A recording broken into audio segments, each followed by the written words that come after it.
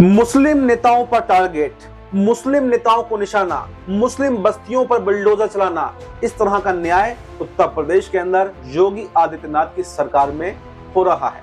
पहले अगर बात करें नेताओं को लेकर तो अब यहाँ पर आजम खान की विधायक की जाती है, उनके बेटे अब्दुल्ला आजम की विधायक की जाती है, उसके बाद में इरफान सोलंकी की विधायक जाती है और अब्बास अंसारी की विधायक भी चली जाती है। आज उन पर सुनवाई थी कोर्ट में, हालांकि सुनवाई नहीं हो पाई। अब वापस से 26 जून को सुनवाई होगी और उसके बाद में ही तय हो पाएगा कि क्या उनको विधायकी वापस मिल भी पाएगी या फिर अभी तक जैसे 3 नेताओं को तो मिल नहीं पाई, जैसे मैंने आपको नाम बताया, तो उनको भी विधायकी नहीं मिल पाएगी। एक सस्पेंस तो ये बन रहा है और ऊपर से सवाल यहाँ पर योगी आदित्यनाथ की कार्यशैली पर भी खड़े हो रहे हैं कि क्या योगी आदित्यनाथ अपने लिए ही एक गड्ढा खोद रहे हैं और क्या कोर्ट अब कोई बड़ा फैसला यहाँ पर योगी आदित्यनाथ के विरुद्ध सुना सकता है। जहां एक तरफ सुनवाई चल रही है अब्बास अंसारी की विधायकी पर, तो क्या कोर्ट कोई ऐसी गाइडलाइन लेकर के आएगा, एक ऐसा यहां पर कहें तो योगी आदित्यनाथ की कार्यशैली पर लगाम लगा देगा जिससे उनकी पूरी की पूरी जो मंशा है वो खत्म हो जाएगी। क्योंकि जो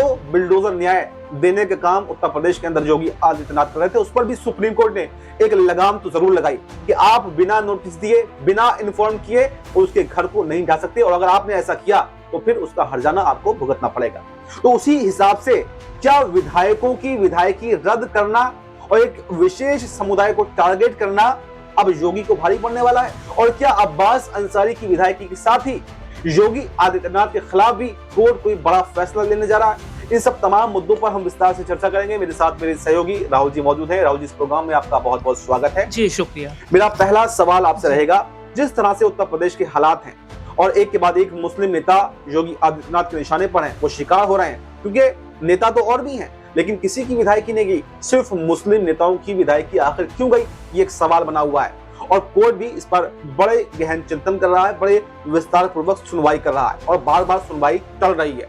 वो तथ्य जानना चाह रहा है कि आखिर वजह क्या है, किन तथ्यों के आधार पर यह पूरा मामला जो है उभर करके आया है। तो मैं ये जानना चाह रहा हूं आपसे कि क्या अब्बास अंसारी को विधायकी वापस मिलेगी और वापस मिलेगी या नहीं मिलेगी, लेकिन इसके अलावा क्या योगी आदित्यनाथ के खिलाफ कोर्ट कोई बड़ा फैसला लेने जा रहा है और क्या अब उनकी कार्यशैली पर एक लगाम लग जाएगी और क्या उनकी कुर्सी जो है सीएम कुर्सी वो भी जा सकती है। जी बिल्कुल, देखिए अब्बास भाई, जिस तरीके से उत्तर प्रदेश की अगर हम बात कर रहे हैं तो लगातार एक के बाद एक जो खास समुदाय है उनको जो टारगेट किया जा रहा है या एक के बाद एक कई जो मुस्लिम बड़े चेहरे हैं उनको जिस तरीके से सरकार टारगेट कर रही है, ये चीजें कहीं ना कहीं बताती है कि क्या सरकार जो है वो हिंदू राष्ट्र बनाने की जो कोशिश है वो कर रही है। और सबसे बड़ी बात ये भी देखा जाता है कि आखिरकार सरकार एक खास वर्ग को क्यों टारगेट कर रही है, क्योंकि मैं आजम खान का अगर जिक्र कर लूं, देखिए वो जेल में बंद है, अब्बास अंसारी की विधायकी चली गई। अगर बात करें जो समाजवादी पार्टी के जो ये सांसद हैं जियाउर रहमान बर्क,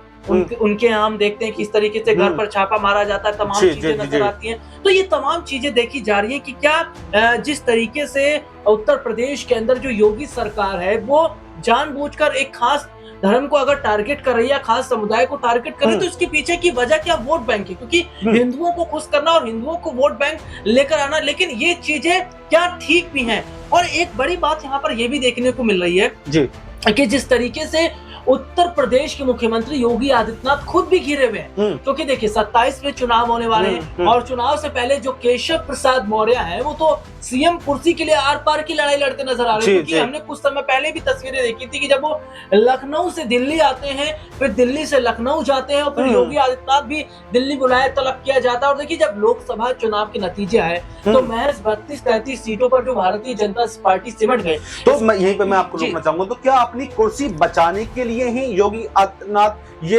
जो है वो संदेश देना चाह रहे हैं कि जनता को कि मैं हिंदू हृदय सम्राट सिर्फ मैं ही हूं और मैं ही आपका भला कर सकता हूं, इसलिए योगी आदित्यनाथ जो है वो केशव प्रसाद मौर्य को भी साइडलाइन करने की तैयारी कर रहे हैं। तो क्या योगी आदित्यनाथ केशव प्रसाद मौर्य को जो सीएम कुर्सी की लड़ाई चल रही है उसमें कामयाब हो पाएंगे या केशव प्रसाद मौर्य योगी पर भारी पड़ते हुए दिखाई देंगे? जी बिल्कुल, देखिए सबसे बड़ी बात है केशव प्रसाद मौर्य और योगी का अगर हम जिक्र करते हैं तो काफी लंबा अरसा हो गया केशव प्रसाद मौर्य ये बात कहते चले आ रहे थे कि मुझे सीएम बनना है, सीएम कुर्सी मुझे चाहिए, लेकिन डिप्टी सीएम तक उन्हें रखा गया। लेकिन शायद अब ऐसा लग रहा है कि ऐसा होता नजर ना आए, क्योंकि अखिलेश यादव ने जो बयान दिया था कि विधायक लाइए और सरकार बनाइए, तो ये केशव प्रसाद मौर्य के लिए था कि भैया आपके पास इतने विधायक है, पकड़ आपके पास है, तो हमारे साथ आइए, हमारे साथ जुड़िए, हम आपको सीएम बनाएंगे। तो पार्टी को तोड़ने की बड़ी कोशिश अखिलेश यादव के द्वारा की गई। और दूसरी तरफ योगी आदित्यनाथ जो है, जो जिन्हें दिल्ली भेजने की बात हो रही थी, अब संघ से उनकी अनबन होती नजर आ रही है। तो यहाँ देखा जा रहा है कि अलग थलग योगी आदित्यनाथ पड़ गए हैं। तो क्या योगी आदित्यनाथ की जो छवि खराब हुई है, क्या मुस्लिम विरोधी होने के कारण उनकी छवि खराब हुई है या इसका उनको फायदा मिला है? देखिए अब्बास भाई, सबसे बड़ी बात क्या है कि जो मौजूदा समय की स्थिति है वो ये है कि जो हालात इस वक्त देखा जा रहा है कि जो योगी आदित्यनाथ उनके खिलाफ अपनों ने मोर्चा खोला। नंद किशोर चाहे गुर्जर का हम यहाँ पर जिक्र कर ले, ब्रिजभूषण शरण सिंह का हम जिक्र कर ले, उन्होंने योगी को घेरा है, केशव प्रसाद मौर्य। तो क्या योगी के दिन अब पूरे हो चुके हैं और उनकी सीएम कुर्सी जाना तय है? जी बिल्कुल, ऐसा संभव लग भी रहा है, क्योंकि 27 के चुनाव से पहले योगी आदित्यनाथ अलग थलग पड़े। जिस तरीके से हम ये देखते हैं कि प्रधानमंत्री नरेंद्र मोदी का अचानक नासिक जाना और उसके बाद में आरएसएस के कार्यालय जाना, मोहन भागवत की तारीफ करना, उन्होंने 29 का विजन सेट कर लिया।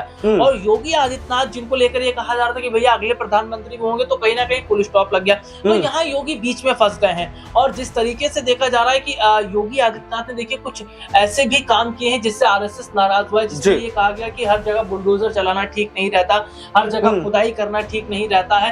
तो ये तमाम चीजें। अच्छा, इसके अलावा मुस्लिम नेताओं को तो टारगेट किया ही किया है, लेकिन कुछ आरोप योगी आदित्यनाथ पर ऐसे भी लगते हैं कि वो जातिवादी भी करते हैं, वो जातिवाद भी करते हैं। उत्तर प्रदेश के अंदर वो ठाकुर हैं, ठाकुरों का कद बड़ा है, जबकि ब्राह्मणवाद हो या दूसरे लोग हो उनका कद घटा है। तो क्या ये बात भी हकीकत है? इस बात में कितनी सच्चाई है कि जातिवाद भी जो है योगी करते हैं? और क्योंकि अब जातिगत जनगणना की जो ऐलान है वो बीजेपी ने कर दिया है, संघ ने कर दिया है, तो क्या उस फॉर्मूले में योगी आदित्यनाथ फिट नहीं बैठ रहे? क्योंकि कहा यह जा रहा है कि ओबीसी आबादी सबसे ज्यादा उत्तर प्रदेश के अंदर है, लेकिन एक मुख्यमंत्री बना बैठा है यहाँ पर ठाकुर। तो क्या अगर योगी आदित्यनाथ ना 3 में आ रहा है ना 13 में आ रहा है, तो क्या योगी आदित्यनाथ की छुट्टी इसलिए भी तय है? जी बिल्कुल, आप जातिवाद का जिक्र कर रहे हैं, ये उत्तर प्रदेश में देखने को मिलता रहा है। देखिए सबसे बड़ी बात क्या है कि जिस तरीके से ये देखा गया है कि कई ऐसे बड़े चेहरे हैं जिन्होंने ये आरोप वाकई लगाया था कि ठाकुरों को केवल उत्तर प्रदेश में बढ़ावा दिया जा रहा है, चाहे मौर्य समाज की बात हो, ब्राह्मणों की बात हो या अन्य समाज की बात हो, उनको कहीं ना कहीं नीचे रख रहे हैं योगी आदित्यनाथ। जिसके बाद पार्टी के अंदर कलह कलेश जैसी चीजें भी नजर आई थी। और उसके बाद हम देखते हैं स्वामी प्रसाद मौर्य जैसा बड़ा चेहरा भी बीजेपी को छोड़कर चले जाते हैं। इसके अलावा हम यहाँ पर देखते हैं दिनेश शर्मा, मैं अपना थोड़ा सा जिक्र करना चाहूंगा। पहले वो यूपी में डिप्टी सीएम पद पर थे, लेकिन देखिए उन्हें फिर हटा भी दिया जाता है। तो यहाँ पर डिप्टी सीएम देखिए उन्हें बना दिया गया। जिस तरीके से मैं अगर बात करूँ केशव प्रसाद मौर्य फिर ब्रजेश पाठक, तो यहाँ पर ये देखा जा रहा है कि उत्तर प्रदेश में जहाँ योगी सरकार के अंदर जातिवाद जैसी चीजें भी नजर आई हैं, और दूसरी तरफ ये देखा जा रहा है, मैं अबू आजमी का थोड़ा सा जिक्र करना चाहूंगा, समाजवादी पार्टी के एक बड़े चेहरे हैं, उन्होंने भी ये साफ तौर पर कहा है कि केवल खास लोगों को टारगेट कर रही सरकार। जी देखिए, बहुत बहुत शुक्रिया राहुल जी आपका। देखिए हमारे सहयोगी ने आपको बताया कि बिल्कुल योगी आदित्यनाथ की जो कुर्सी है वो अब खतरे में पड़ चुकी है, क्योंकि पहले मुसलमानों को टारगेट किया, उसके बाद में आरोप ये भी लगा कि जातिवादी भी वो करते हैं और जातिवाद का आरोप भी उन पर लगा, और उसके बाद में ये देखा जा रहा है कि अब अब्बास अंसारी की जो विधायकी का मामला चल रहा है, उसके साथ साथ योगी आदित्यनाथ की कुर्सी जाने के ऊपर भी कहीं ना कहीं चर्चा हो रही है, और उनकी कुर्सी कुछ ना कुछ जो है बहुत कम समय में जाने वाली है, क्योंकि बीजेपी के अंदर अब सब कुछ ठीक नहीं है।